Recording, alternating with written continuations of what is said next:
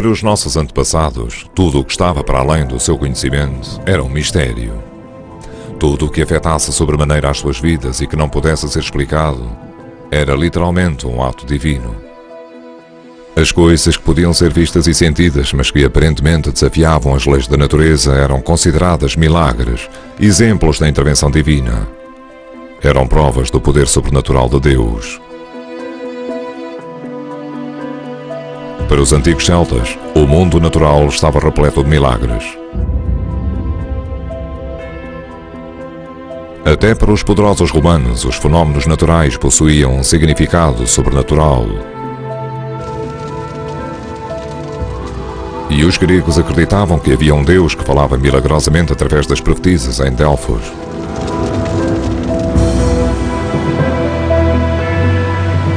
Atualmente, muitas pessoas acreditam que a ciência explica os milagres. No entanto, judeus, hindus, budistas e muçulmanos, todos partilham a crença em milagres. É neles que assenta o cristianismo.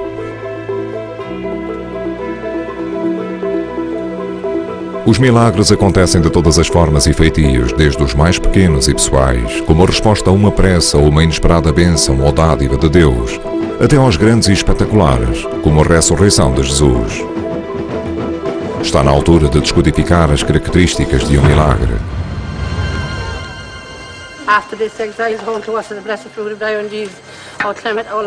Será que ainda existem milagres no nosso tempo?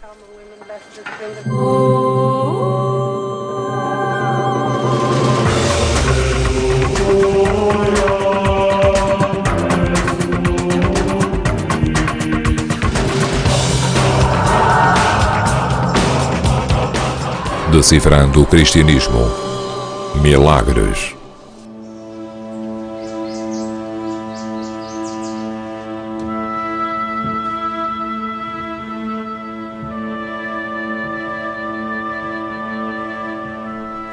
Quando era criança e andava na escola, adorava as histórias sobre milagres.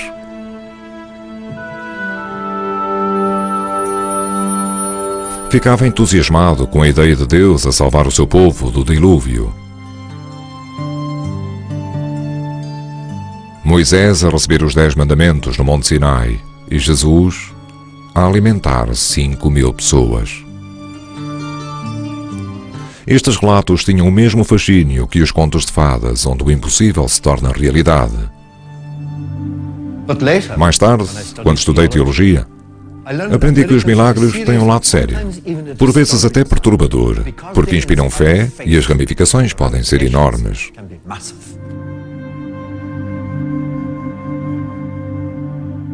Os primeiros milagres de Jesus levaram os crentes a um culto inexperiente.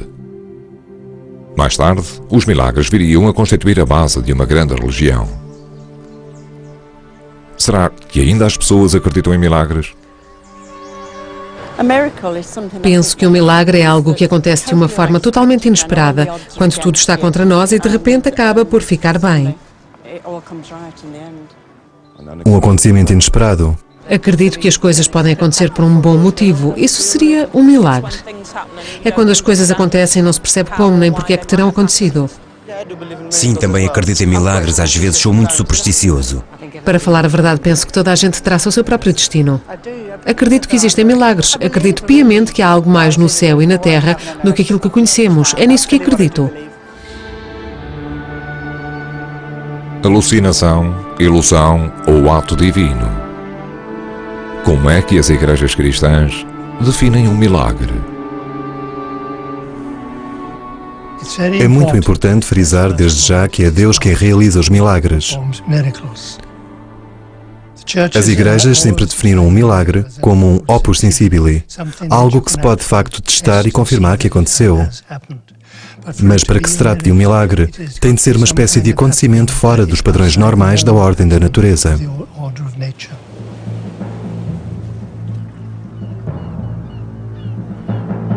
Se não tivesse acontecido um milagre aqui em Roma, na Ponte Milvia, em 312 d.C.,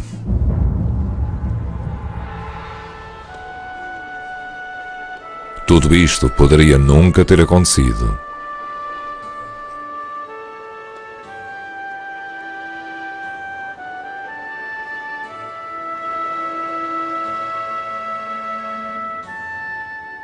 A instituição do cristianismo, todos estes tijolos, depósitos e arte gloriosa, surgiram de algo tão leve como o ar, e contudo suficientemente forte para mudar o mundo. Suficientemente forte para se falar disso ao longo dos séculos. Atualmente existem 2 bilhões de pessoas que se consideram cristãs.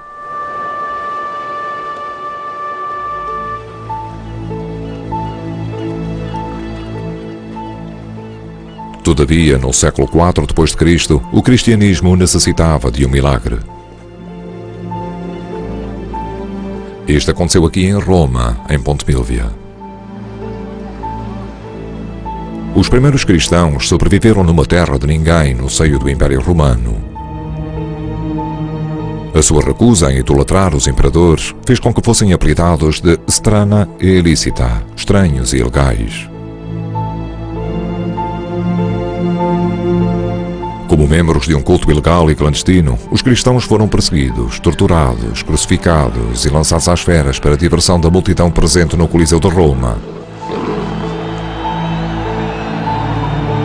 Seria necessário algo grandioso, como um ato divino, para os ajudar a sair da sua existência obscura. Naquela altura, o Império Romano estava em tumulto. Havia 2 imperadores rivais. Maxêncio, que tinha como base principal a cidade de Roma, e Constantino, que tinha mais poderes nas regiões mais distantes do Império. Constantino estava a tentar assumir o controle da cidade de Roma, e bem assim, de todo o Império a Ocidente. Numa altura destas, esperava-se que os seus inimigos tivessem mantido as suas posições estratégicas, uma situação favorável antes da batalha, mais soldados e por aí adiante. Maxêncio decidiu tomar posição em frente à Ponte Milvia, que se estende sobre o rio Tibre. Defendê-la era crucial se quisesse manter o seu rival afastado de Roma. No dia anterior à batalha, Constantino debateu-se sobre quais os 100 ou mais deuses a quem deveria rezar para sair vitorioso. Ocorreu-lhe que rezar a muitos deuses não lhe garantiria sucesso na batalha. Lembrou-se que o seu pai tinha decidido rezar a um só Deus em tempo de crise e que recebera boas orientações. É provável que se tenha tratado do Deus Supremo do Sol, Hélios. A orientação de Constantino surgiu na forma de 2 milagres de Jesus. O primeiro aconteceu à luz do dia. No seu livro A Vida de Constantino, escrito para glorificar o imperador, o historiador Eusébio conta a história tal como Constantino lhe a contou. Ao meio-dia vi uma cruz iluminada nos céus. Continha a inscrição In hoc signo vinces. Sob este sinal vencerás.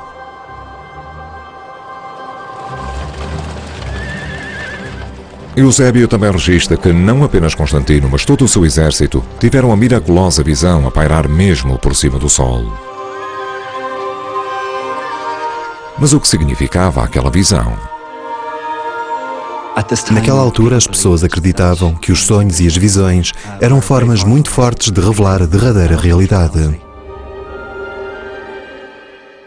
Naquela noite, enquanto dormia, Constantino viveu o segundo milagre. Jesus apareceu-lhe em sonho e ordenou-lhe que incorporasse o sinal milagroso que vira nos céus num estandarte e o levasse para a batalha. Não se tratava de uma cruz, como as que se conhece hoje em dia. Designada por Chi-Rho, o símbolo forma uma cruz em forma de X a partir de 2 letras do alfabeto grego. X ou Chi intersetada por um P de Rho. Estas 2 letras indicam o título Cristo ou um escolhido pela intervenção divina. A 28 de outubro de 312 d.C., Constantino e Maxêncio encontraram-se para a derradeira batalha. O prémio era o próprio Império Romano. A batalha teve lugar aqui, na Ponte Milvia.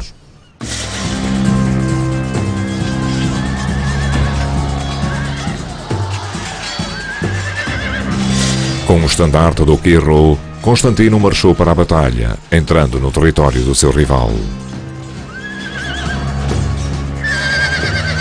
Quando os dois exércitos se enfrentaram, Constantino começou a fazer recuar o exército de Maxêncio para Roma. No entanto, havia apenas um caminho de fuga: a Ponte Milvia. Rapidamente, a ponte desmoronou-se e os homens de Maxêncio, encurralados na margem norte do Tibre, foram mortos ou feitos prisioneiros. Maxêncio encontrava-se entre os mortos, tendo-se afogado no rio enquanto tentava nadar de um lado para o outro, numa tentativa desesperada de escapar.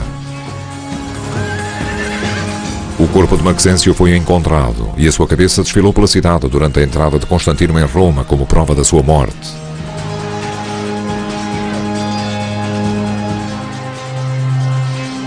Sob o Quirro, Constantino derrotou Maxêncio e foi coroado imperador.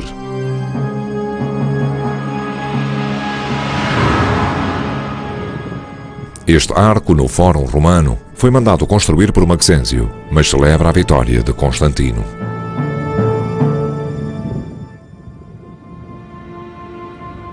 Ao vencedor pertencem os despojos.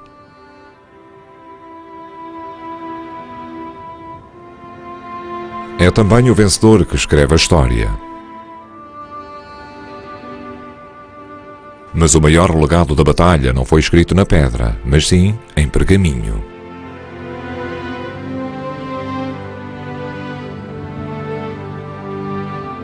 Em 313 d.C., em ação de graças pela sua vitória, Constantino publicou o Édito de Milão, reconhecendo o cristianismo como uma religião aceitável.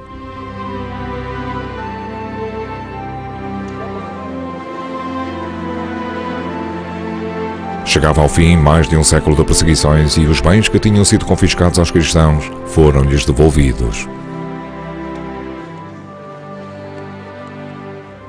No entanto, outras coisas mais estavam para acontecer. Aquela visão e o resultado da batalha teriam sido um milagre? É uma boa questão e difícil de responder, mas talvez mais importante do que isso terá sido o facto de Constantino ter interpretado como milagre. Ele acreditava que o Deus dos cristãos se lhe tinha revelado como seu protetor. Como tal, sentiu-se ligado ao Deus cristão e sentiu-se na obrigação de retribuir a proteção que lhe tinha dado.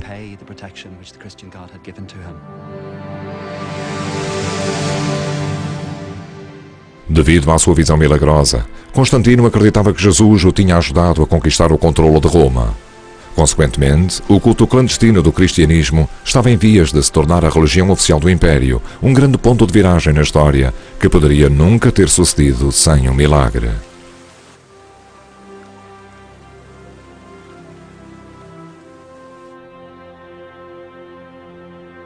O Quirro tornou-se uma das imagens mais fortes do cristianismo inicial. Trata-se da cruz de um guerreiro para seguir o exemplo de Cristo de declarar guerra a qualquer forma de mal.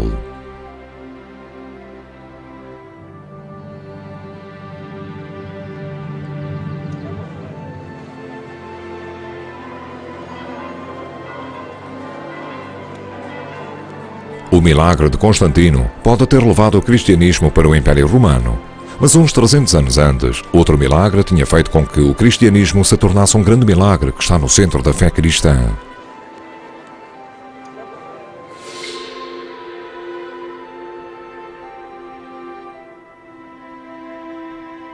O milagre da ressurreição de Jesus.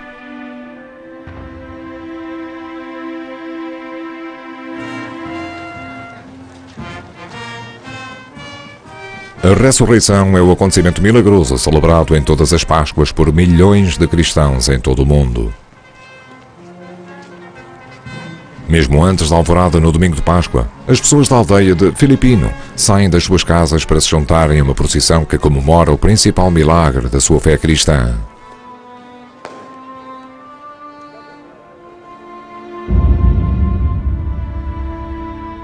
O milagre da ressurreição é uma crença que praticamente todos os cristãos partilham.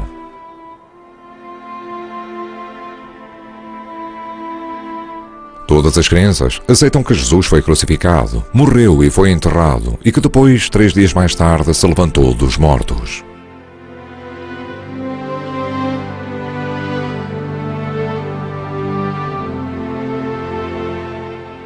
A ressurreição é o milagre mais importante do cristianismo, porque aqui vemos que Jesus tem poder sobre a vida e sobre a morte.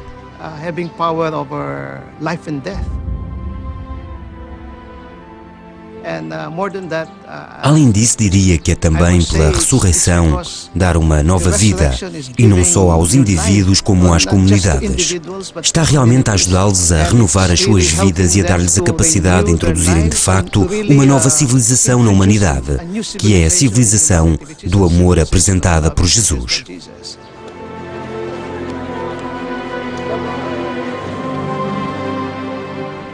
Para as pessoas de Santo Tomás, o escuro representa a morte a ser atravessada pela luz da esperança.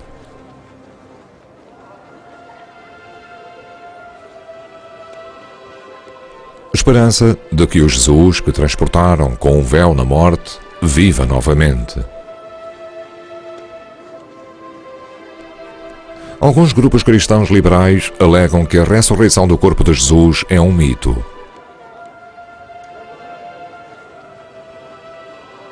Mas estas pessoas não.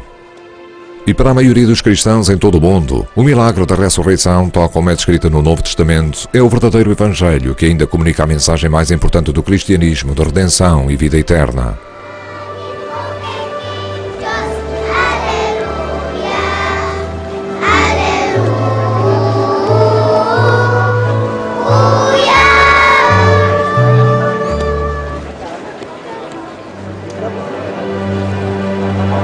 À medida que a luz fica mais forte, um anjo desce dos céus para retirar o véu negro à Virgem Maria, que simboliza a sua dor pela morte de Jesus.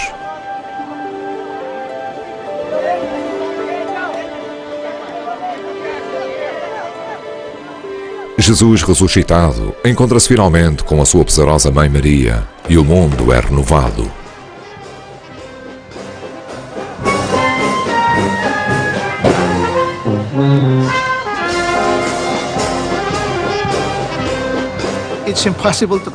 Penso que é impossível conceber o cristianismo sem a ressurreição. Tal como dizia São Paulo, tudo o que fazemos é significante sem a ressurreição de Jesus. Porque, para nós, não se trata apenas de uma nova vida, mas sim de uma vida que nos aguarda no além. É a vida eterna.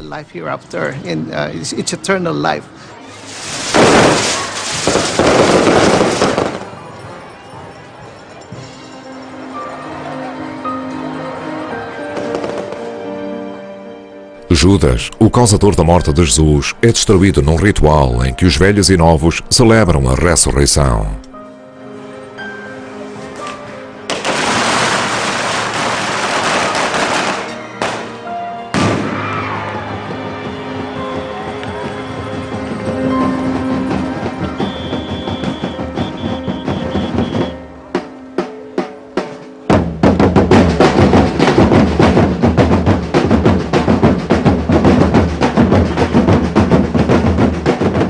A festa do dia de Páscoa aqui em Santo Tomás é conhecida como Salubong, que significa reunião ou encontro no idioma filipino.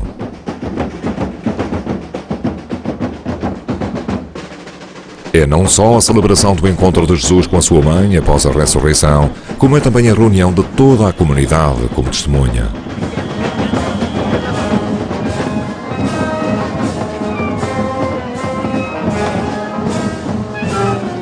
De acordo com os Evangelhos, Jesus ressuscitado foi visto por centenas de pessoas num período de 40 dias após a ressurreição.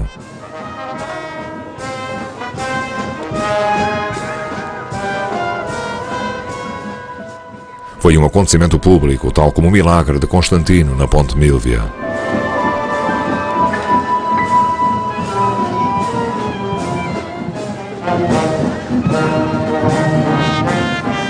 Os milagres públicos continuariam a ser uma característica da história do cristianismo. Os milagres realizados por Jesus foram, na realidade, milagres realizados por Deus, que agiu através de Jesus. Todos os milagres vêm de Deus, mas Ele também é capaz de realizar estas maravilhas através de pessoas especiais, os santos.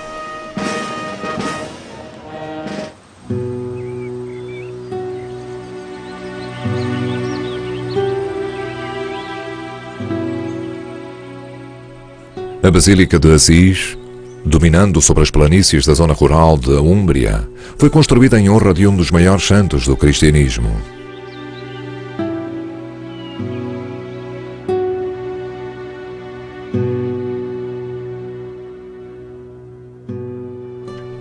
Assis é o local de nascimento de São Francisco, o fazedor de milagres.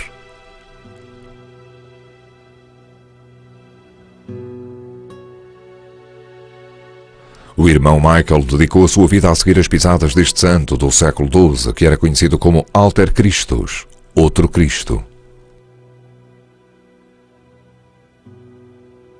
O irmão Michael pode ajudar-nos a descodificar alguns dos milagres de Francisco que decoram as paredes da Basílica.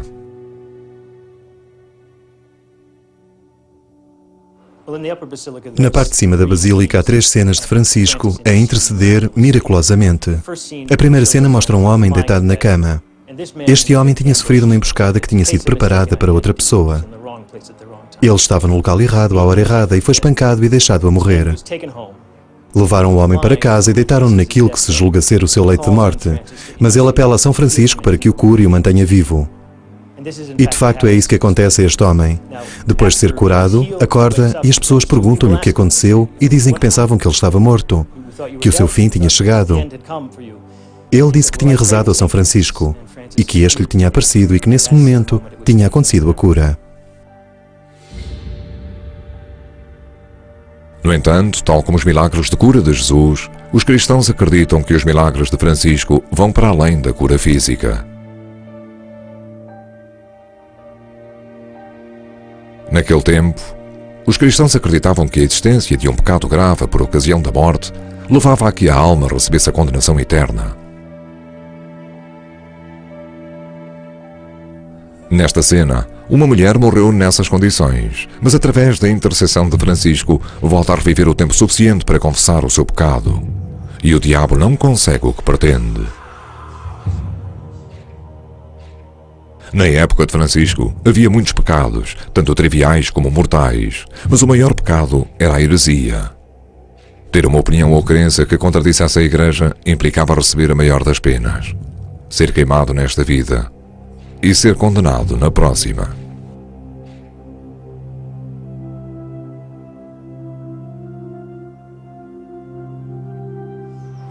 Na terceira cena de Francisco, a interceder miraculosamente, vemos no lado inferior direito um homem a sair da prisão. E vemos o bispo ajoelhar-se a rezar e a dar graças.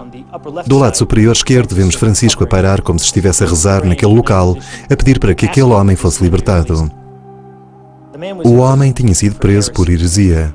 Estava na prisão e rezou para que Francisco intercedesse. E Francisco intercedeu. E o homem foi declarado inocente e pôde sair da prisão. Os milagres de São Francisco incluem tratamentos físicos, mas vão para além disso. Curam o coração e a alma.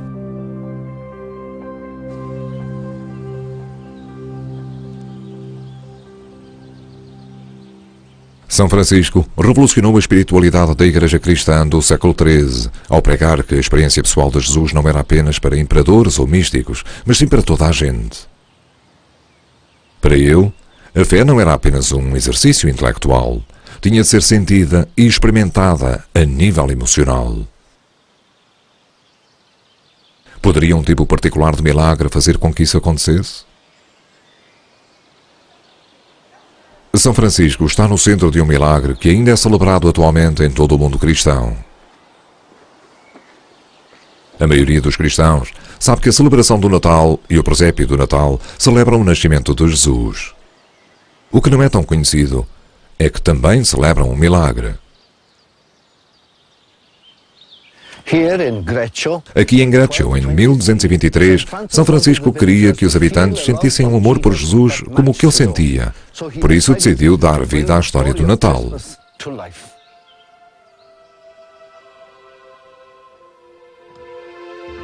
Cerca de 3 anos antes da morte de Francisco, ele esteve em Greccio e quis celebrar o Natal de uma forma especial. Por isso, construiu um cenário com uma manjedoura sob o altar.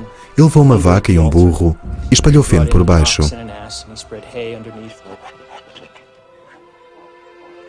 Tomás de Celano, um monge escrivão daquela altura, registou aquilo que um dos habitantes locais, João de Gréquio, viu naquele Natal. Vimos o frade Francisco carregar uma imagem de Jesus nos seus braços, a embalá-lo como a uma criança.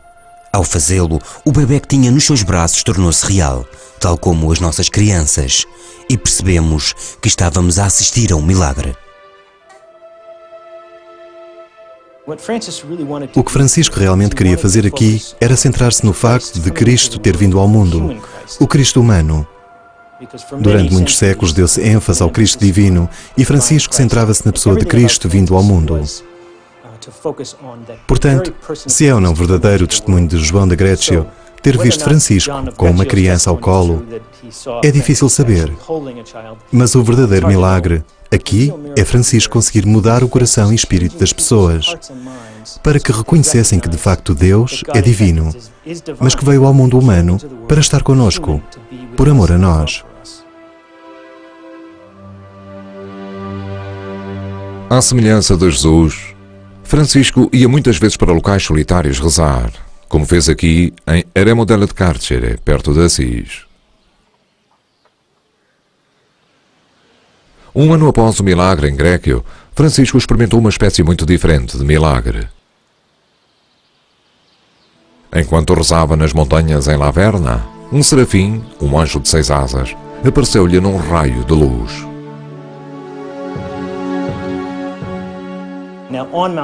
No Monte Laverna aconteceu algo. Ele teve um encontro com Deus. Era o único ali. Mas houve uma referência ao aparecimento do serafim de 6 asas, que era o Cristo crucificado, envolvido em asas.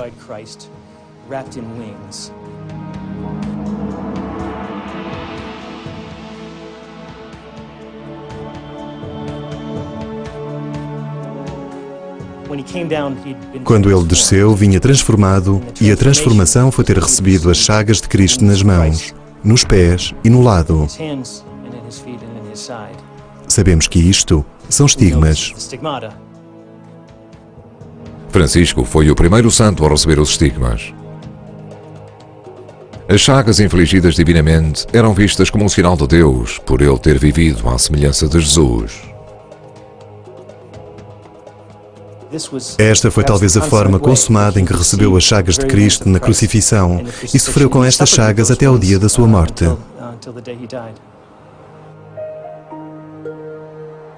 Os estigmas de Francisco não foram uma intervenção divina pública, como a visão de Constantino na Ponte Mílvia ou um milagre de Gréquio. Nem sequer foi um milagre puramente pessoal ou privado. Os estigmas foram vistos como a marca do céu numa pessoa de extraordinária santidade.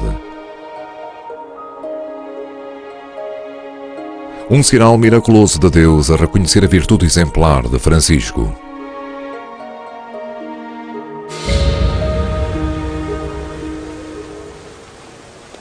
Os milagres abundam nas histórias dos santos, e muitos deles desafiam a fé até dos cristãos mais devotos. Atualmente, para serem reconhecidos pela Igreja Católica Romana, os milagres atribuídos aos santos têm de ser comprovados. O bispo Daniel Mullins pode ajudar-me a descodificar a definição de milagre por parte das igrejas. Nos anos 80, a Igreja criou um regulamento sobre o processo de canonização dos santos. Tem de ter início localmente. Alguém é nomeado localmente para recolher os factos conhecidos, aquilo que se pode saber sobre a vida, o exemplo e a influência de uma dada pessoa. Depois, quando estiver completado todo esse trabalho, as informações são enviadas para Roma, para a Congregação para a Causa dos Santos.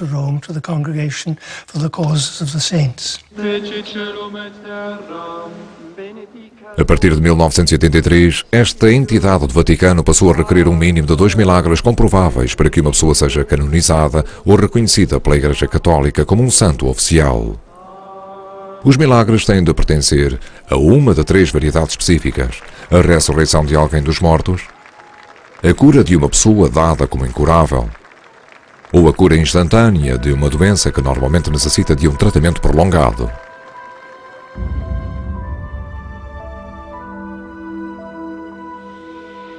Espantosamente, a maior parte dos milagres envolveu curas físicas. A Bíblia descreve 35 milagres realizados por Jesus, 22 dos quais foram milagres de cura, desde ressuscitar pessoas até a restauração da visão, cura da lepra e fazer com que um paralítico volte a andar.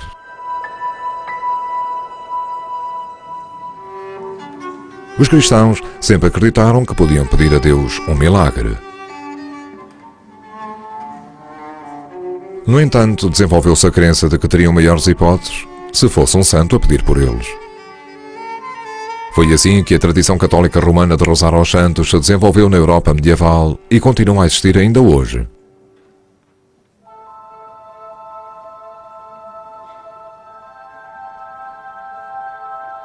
Santo António, por exemplo, é o santo padroeiro dos objetos perdidos. Por isso, se tiver perdido algo importante, pode contar-lhe o seu problema, pedir-lhe ajuda, e tal como um embaixador, ele pode levar o seu pedido até Deus, que pode ter mais tendência para escutar um santo do que um pecador.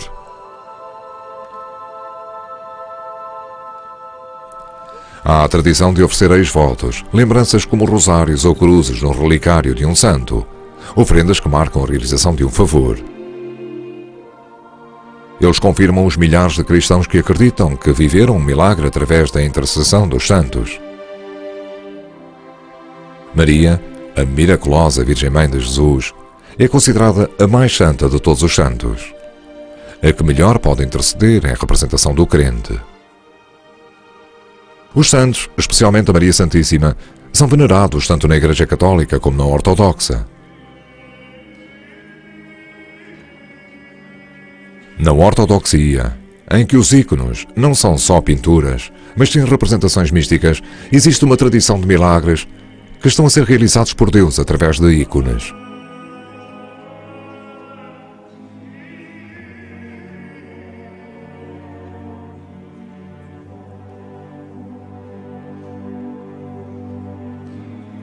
Os católicos, na realidade, não fazem o culto dos santos. Honram-nos e veneram-nos. Todavia, o protestantismo faz pouco ou nenhuma diferença entre a veneração e o culto.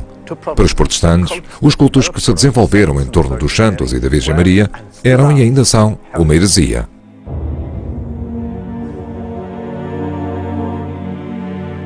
As imagens dos santos encorajam a idolatria. É o culto de objetos e não daquilo que eles representam.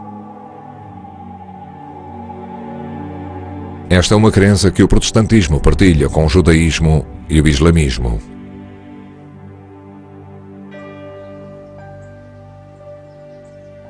Para os protestantes, o culto dos santos e da Virgem afasta-se de Jesus e da palavra da Bíblia. E no início do século XVI, os protestantes não toleravam imagens nem o seu culto na igreja. Mas isso não impedia que os protestantes acreditassem em milagres.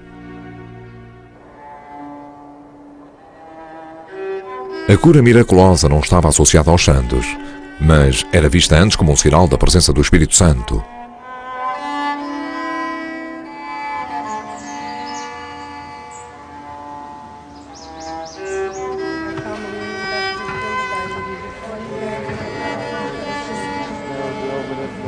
Além de menosprezar os poderes milagrosos dos santos, o protestantismo inicial também condenava a prática de peregrinação, de viajar até aos locais onde se acredita que aconteceram milagres.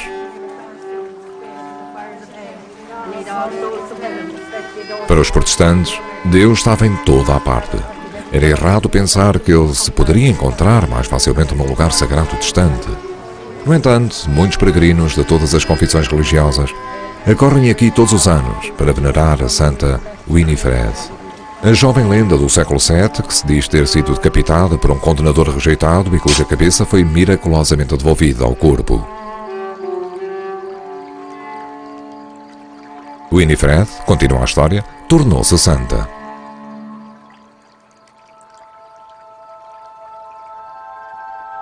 No local em que a sua cabeça tombou, apareceu miraculosamente uma fonte.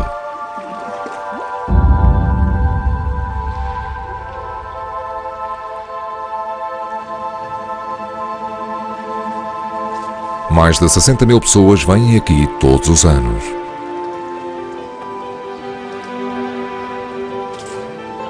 É um dos locais de peregrinação mais antigos da Europa.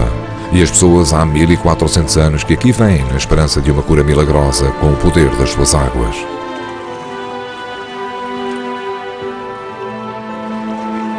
Aqui, onde dizem que o Winifred morreu e ressuscitou, os peregrinos doentes e com problemas banham-se nas águas do poço, na esperança de aliviarem o seu espírito, voltarem a ter saúde e reviverem a sua fé.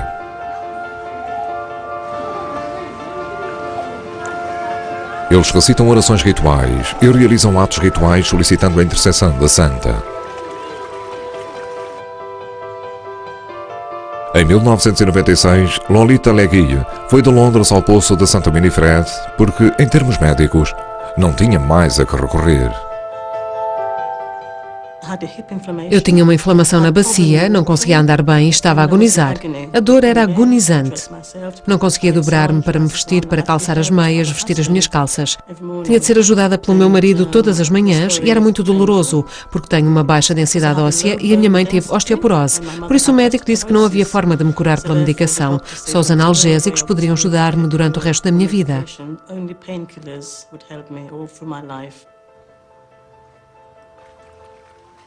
Quando entrei nas águas, curei-me imediatamente. Fiquei de pé na água, banhei-me nela, saí de lá e andei. E desde então não tenho dores.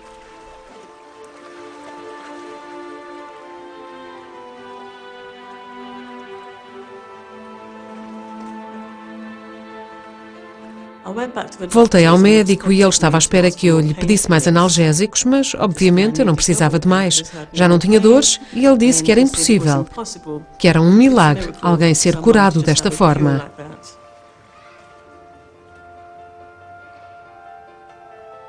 Em toda a volta do local de veneração, há mensagens de agradecimento de pessoas como Lolita que sentem que as suas orações tiveram resposta. Independentemente do que os céticos digam, Lolita acredita que a sua cura milagrosa veio de Jesus. Mas é necessário ser crente para conseguir o milagre? Acredito que qualquer pessoa pode vir aqui e curar-se. Não quer dizer que tenha de ser católico para se curar, nem cristão. Qualquer pessoa de qualquer domínio é bem-vinda aqui. E qualquer pessoa pode ser curada por Cristo.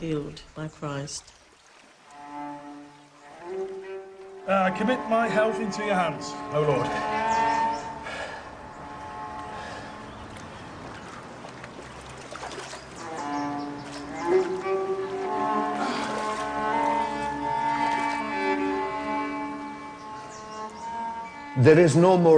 Não existe experiência mais pessoal de fé do que acreditar que uma doença foi miraculosamente curada ou que uma oração especial foi atendida, que a intervenção divina melhorou ou até salvou a vida do crente. Mas como se pode conseguir esse milagre?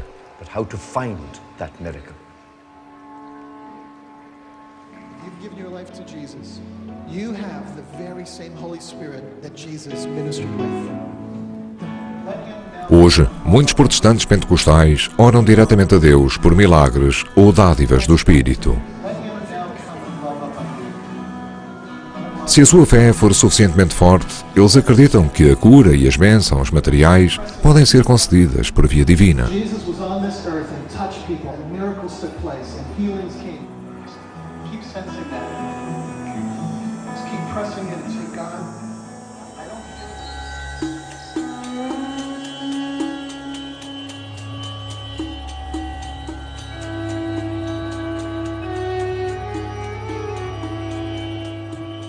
Na Etiópia, o desejo de um milagre, da intervenção divina na vida cotidiana, atrai dezenas de milhares de peregrinos ortodoxos etíopes a este planalto.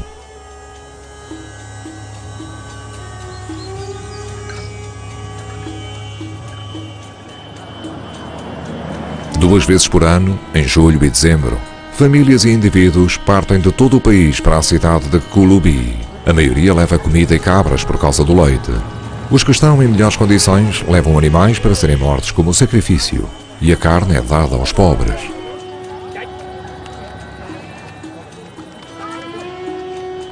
Mas isto é o ponto central para toda a gente. A Igreja de Gabriel, o arcanjo da Anunciação, que levou a boa nova do nascimento miraculoso de Jesus, Filho de Deus, à Virgem Maria.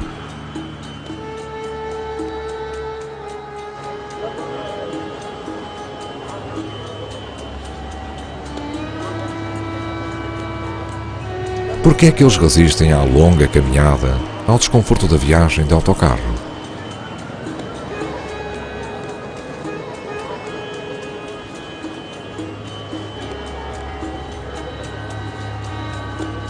Por que é que se reúnem aqui resistindo ao calor extremo do sol do meio-dia e a dormirem ao relento?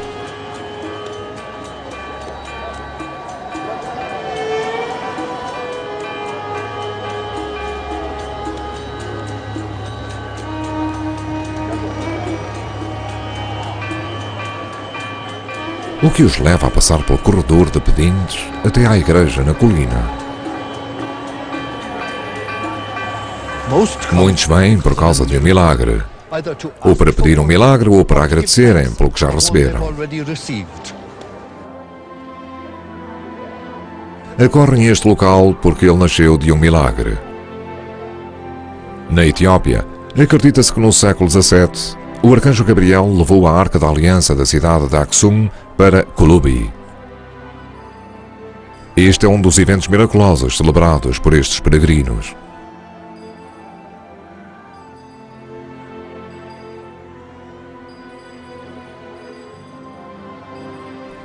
Esta réplica da arca tem um aspecto diferente da versão retangular mais familiar no Ocidente.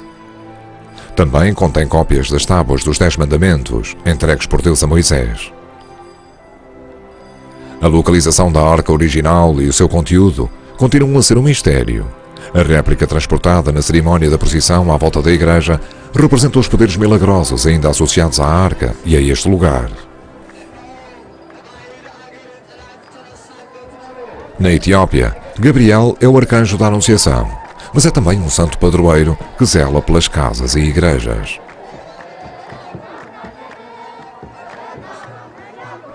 A peregrinação em dezembro celebra o dia em 1873 em que se diz que Gabriel libertou este lugar para que a igreja fosse construída.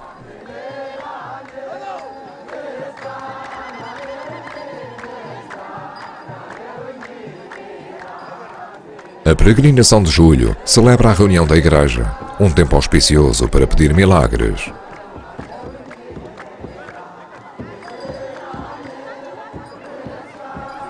Sua Santidade Abba Calamentos explica a devoção deste povo. O primeiro grupo de peregrinos é composto por aqueles que vêm agradecer e fazer ofertas por favores que conseguiram tal como prometeram. ስለቱን ለመስጠት የሚመጣው ነው አንደኛ ደረጃ ማለት ነው ሁለተኛው ሊሳል ነው O segundo grupo de pessoas vem aqui rezar e pedir aquilo de que necessitam. Os seres humanos estão sempre com problemas. Sabem que há coisas que é necessário fazer ou resolver por si. No entanto, nem tudo pode ser feito ou resolvido. Por isso, como resultado, esses peregrinos vêm aqui rezar. Por favor, fazei isto por mim e irei apresentar uma oferenda.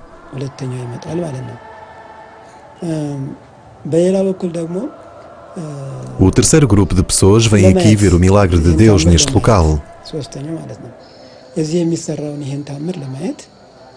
As pessoas aprendem muito com os milagres que veem e têm a oportunidade de conhecer e compreender. Portanto, no futuro, isso ajudará as pessoas a acreditarem que vão conseguir aquilo que pediram e pelo qual rezaram.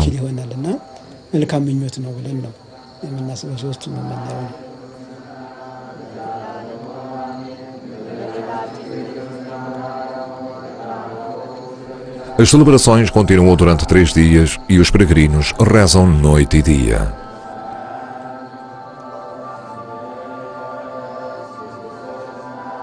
O maior milagre realizado em Kulubi está no centro da história de Gabriel. Gabriel, o mensageiro de Deus que anunciou à Virgem Maria que ela iria conceber um filho, Jesus, que os cristãos acreditam ser o Messias e Filho de Deus.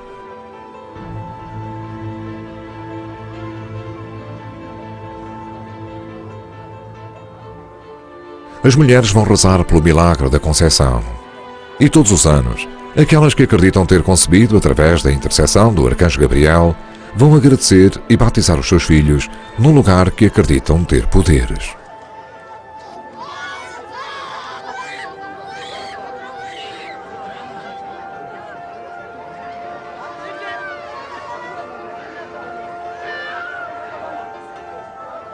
Para muitos, mesmo para aqueles que não têm crenças religiosas, o nascimento de uma criança é um milagre. E para aqueles que rezaram por um filho e viram as suas preces atendidas, o milagre é ainda maior.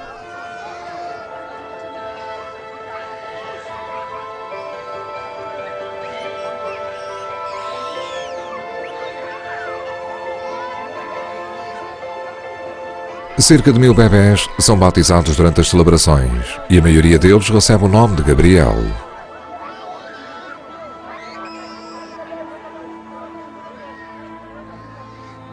O nascimento destes bebés é considerado milagroso pelas suas mães. Um eco do nascimento milagroso de Jesus, o Filho de Deus, nascido de uma mãe virgem.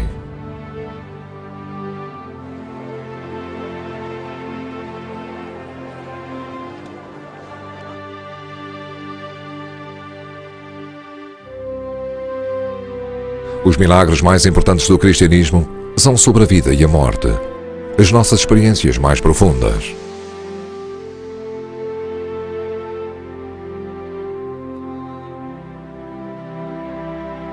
Tudo começa com o milagre do nascimento e gira em torno do milagre da ressurreição.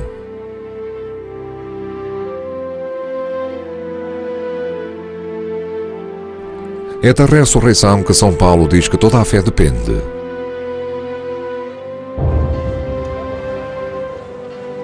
Ela comunica a mensagem mais forte do cristianismo, da redenção e vida eterna.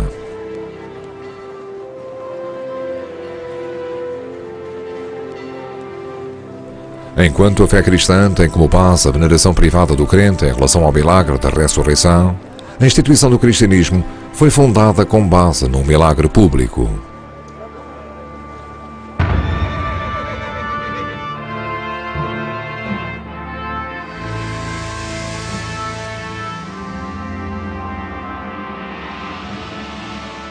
A visão de Constantino do que errou catapultou o cristianismo da religião perseguida para a religião oficial do Império Romano.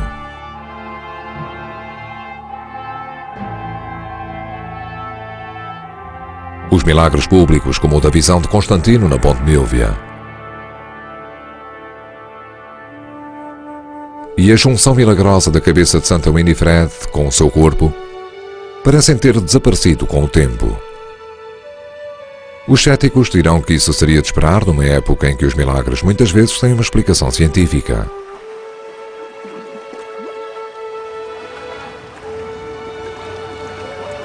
Mas a crença na real possibilidade de milagres pessoais, bênçãos, curas e outras dádivas de Deus não desvaneceu ao longo dos séculos.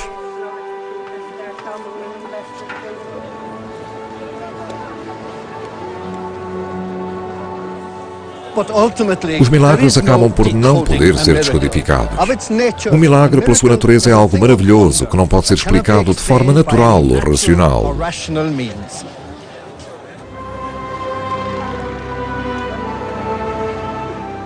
Para os cristãos que dão um salto de fé para acreditarem em milagres, há uma ligação ao milagre tão antiga como a espécie humana. O sentido de que Deus não só existe, como está diretamente envolvido na vida do crente.